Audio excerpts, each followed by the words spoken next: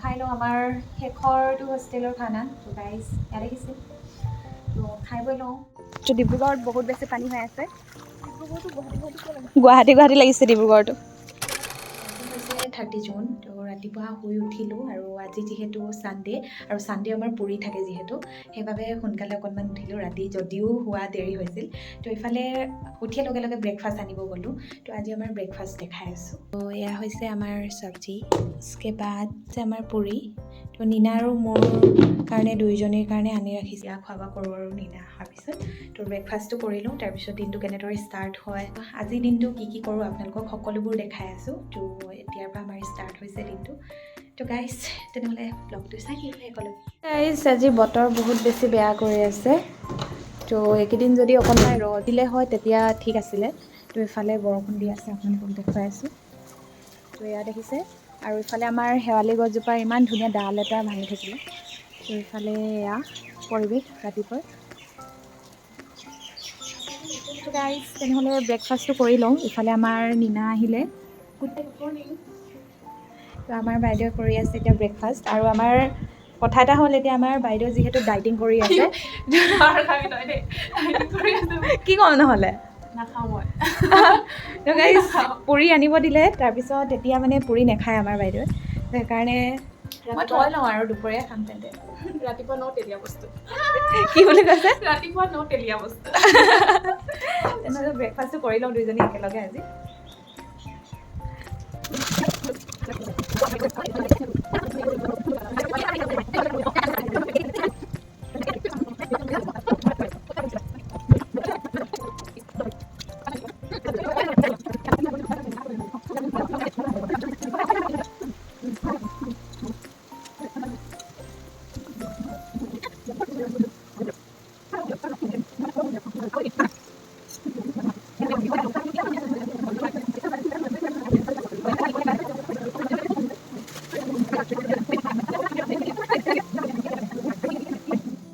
তো গাইজ আমি ব্ৰেকফাষ্ট কৰি আমাৰ ডিউটি ষ্টাৰ্ট হৈ গ'ল তো আমি এতিয়া গৈ আছোঁ ডিউহাট অলহাটত গৈ আছোঁ আমাৰ নীনাৰ উলিয়াব আছে ৰিপৰ্ট প্ৰিণ্টিং ৰিপৰ্ট ৰিপৰ্ট নীনাৰ ৰিপৰ্ট ওলাব আছে আৰু আপোনালোকক দেখাই আছোঁ আমাৰ হোষ্টেলৰ পৰিৱেশ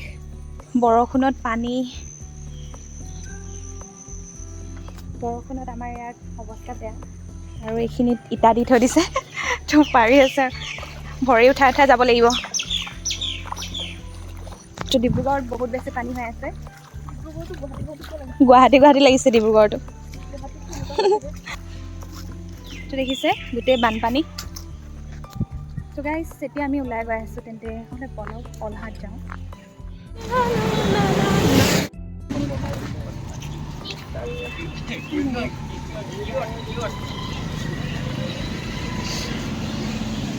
আমাৰ ইউনিভাৰ্চিটিৰ ভিতৰত এয়া দেখিছে নহয় জামু পৰি আছে কিন্তু এতিয়া খাবলৈ বেয়া হ'ব পানী ন তো বহুত এয়া গছ আছে জামুক গছ এইখিনি গোটেই লাইনটো অঁ খাব লাগে ন তো আমি অলহাটলৈ গ'লোঁ তাৰপিছত অলহাট বন্ধ যিহেতু আজি ছানডে তো সেইকাৰণে এতিয়া আমি গৈ আছোঁ চাইনা গেট আৰু এতিয়া এণ্ট্ৰেঞ্চ চলি আছে সেইকাৰণে বহুত বেছি মানুহ অহা যোৱা কৰি আছে কেম্পাছৰ ভিতৰত বাকী ষ্টুডেণ্টটো ইমানখিনি নাই আৰু সেয়াই এণ্ট্ৰেঞ্চৰ ষ্টুডেণ্টবোৰ আহি আছে এণ্ট্ৰেঞ্চ দিবলৈ তো এইফালে পৰিৱেশ বাৰিষাৰ বতৰ চাৰিওফালে এতিয়া পানীয়ে পানী আৰু বৰষুণ দি আছে দুইজনে গৈ আছোঁ তেনেহ'লে চাইনা গেটলৈ গৈ লওঁ তো সেই গাইজ আমি এতিয়া পালোহি চাইনা গেটৰ সন্মুখত তো এইফালে দেখিছে বহুত বেছি পানী তো এই পানী কি ক'ম আৰু গোটেই ইয়াৰ নলাবোৰৰ পৰা পানীবোৰ আহি আছে পানী হৈ আছে গোটেই ইউনিভাৰ্চিটি কেম্পাছ তো আমাৰ বাইদেউ গৈ পালেগৈ আৰু ভূপেন হাজৰিকা পৰিৱেশ কলা অধ্যয়ন কেন্দ্ৰ তো ইফালে আছে আমাৰ চাইনা গেট আৰু এতিয়া বহুত বেছি পানী হৈ আছে কেম্পাছত আৰু এইফালে দেখিছে আমাৰ চিকিউৰিটি গাৰ্ডবোৰে লাঙি পাতিছে আৰু মাছ বহুত লাগি আছে ন নহয় উঠালে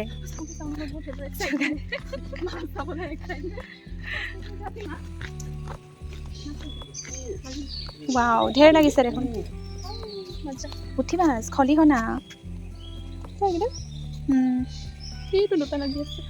ব'লা যাওঁ গাইছ আমি চাইনা গেট পাৰ হ'লোঁ, এইখনে আমাৰ চাইনা গেট।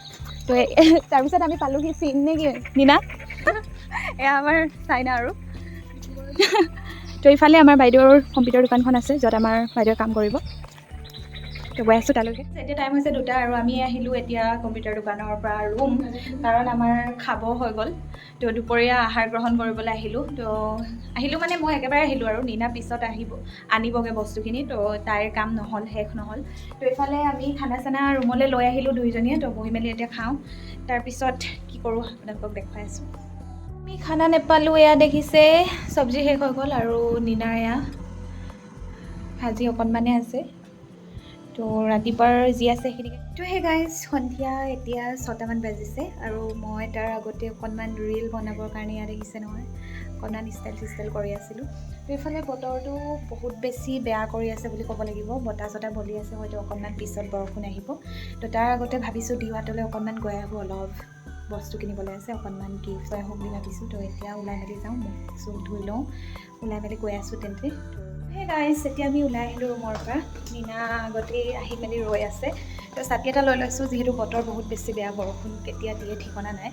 তো সেইকাৰণে দুইজনীয়ে ছাতি এটা লৈ গৈ আছোঁ চাহ অকণমান খাই আহোঁগৈ বুলি। তো ডিউহাত আজি বন্ধ, তো ডিউহাটো নাযাওঁ আৰু বুলবুলি নতুবা জচা। তো বলক অঁ ডিউহাত বন্ধ বোলে, তো সেইকাৰণে বলক চাহ একাপ সন্ধিয়াৰ চাহ একাপ খাই আহোঁগৈ তেন্তে। তো ইয়াত অৱস্থা বেয়া, কেম্পাছত নাখাওঁ। ক'ত বাহিৰত যাবি নেকি? অঁ এনেই। অ' মাই গড।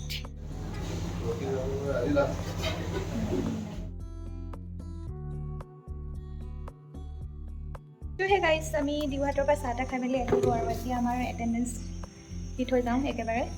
তো নিজে দিব লাগে আৰু এতিয়া এটেণ্ডেঞ্চ বেছি ছোৱালী নাই যিহেতু, প্ৰিফেক্টটো নাই। অঁ এনেকৈ লিখিব লাগে নেকি?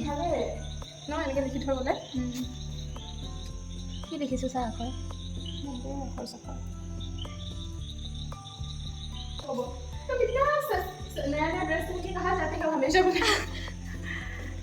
তো গাইজ তেনেহ'লে ৰুমলৈ গৈ লওঁ। তো সেই গাইজ এতিয়া টাইম হৈছে 10টা আৰু এতিয়া ৰাতিৰ ভাতখিনি মই লৈ আহিলোঁ ৰুমলৈ। তো গাইজ আজি কি আছে আপোনালোকক দেখুৱাই আছোঁ। আছে আমাৰ পোলাও। তো আজি আমাৰ লাষ্ট হোষ্টেলৰ খানা, পোলাও আছে আৰু এইফালে চিকেন। তো এইফালে চিকেন আৰু এইফালে পোলাও। তো গাইজ খানা চানা খাই লওঁ আৰু ৰাতি বহুত বেছি দেৰি হৈ গ'ল। এইফালে নিনা তো গাইজ ভোকো লাগিছে, তো খানাটো খাই লওঁ। আজি হোষ্টেলৰ লাষ্ট খানা। তো কালি 1 তাৰিখ আৰু অহাকালি 1 তাৰিখ আৰু 2 তাৰিখে যিহেতু মই ঘৰলৈ যাম। তো 1 তাৰিখৰ পৰা আমাৰ মেছ ইয়াত বন্ধ হ'ব। তো 1 তাৰিখত মই খাম আমাৰ স্কলাৰ, যিহেতু ওচৰতে আছে স্কলাৰ হোষ্টেল। তো BSc স্কলাৰৰ হোষ্টেলতে মই খাবলৈ যাম, দেখুৱাম অহাকালিৰ ব্লগত। তো আজি তেনেহ'লে খানা খাই লওঁ, আমাৰ শেষৰটো হোষ্টেলৰ খানা। তো গাইজ ইয়াত দেখিছে, তো খাই বৈ লওঁ, ভোকো লাগি আছে। তো আজি ভাবিছোঁ অকণমান বস্তুবিলাক ঠিক ঠাক কৰিম ঘৰলৈ যাবৰ কাৰণে। তো ইফালে নিনা নাখায় যিহেতু ৰাতি, তো তাৰ কাৰণে মই অকলে খাব লাগিব ৰাতি। তো ব্ৰেকফাষ্টত কাইলৈ পুনৰ লগ পাম নিনাক। তো শেষৰখিনি আমাৰ হোষ্টেলৰ খানা। তো বহুত বেছি মিছ কৰিম, যেনেকুৱাই নহওক মানে ইমান দিনে খাই আহিলোঁ। সোমবাৰে আমাৰ ভেজ থাকে, বাকী কেইদিন সদায় মাছ মাংস ডিম এনেকৈ 2 বছৰ দিন আমি খালোঁ এনেকৈ। বেছি মিছ কৰিম মোৰ ৰুমটো। তো ঘৰত গ'লে লাইফষ্টাইলটো চেঞ্জ হৈ যায়। তো ইয়াত আমি ৰাতিপুৱা উঠোঁ, নিজৰ কামখিনি কৰোঁ, যিমান যি আছে নিজৰ কামৰ মাজতে ব্যস্ত হৈ থাকোঁ আৰু একো কথা শুনিবলৈ নাই, ইটো কৰ সিটো কৰ, নিজৰ মতে মানে নিজৰ মাজত ব্যস্ত হৈ থাকোঁ। তো ঘৰত গৈ কিনে অলপ দুখ চুখ লাগি আছে আৰু আজি মনটো অকণমান বেয়া লাগি আছে। গাইজ উপায় নাই, তো জীৱনটো তেনেকুৱাই আৰু কিবা এটা আৰম্ভ হৈছে যেতিয়া শেষো হ'ব। তো জীৱনৰ এটা বিশেষ মুহূৰ্ত আমাৰ ডিব্ৰুগড় বিশ্ববিদ্যালয়ত, আৰু বহুত বেছি বেলেগকৈ জীয়ালোঁ ইয়াত। পঢ়া শুনাৰ লগতে বহুতখিনি জ্ঞান আহৰণ কৰিলোঁ, বিভিন্ন ধৰণৰ চিন্তাধাৰাৰ লগত পৰিচয় হ'লোঁ। তাৰপিছত খানা চানা খাই আপোনালোকক পুনৰ লগ পাই আছোঁ তেন্তে।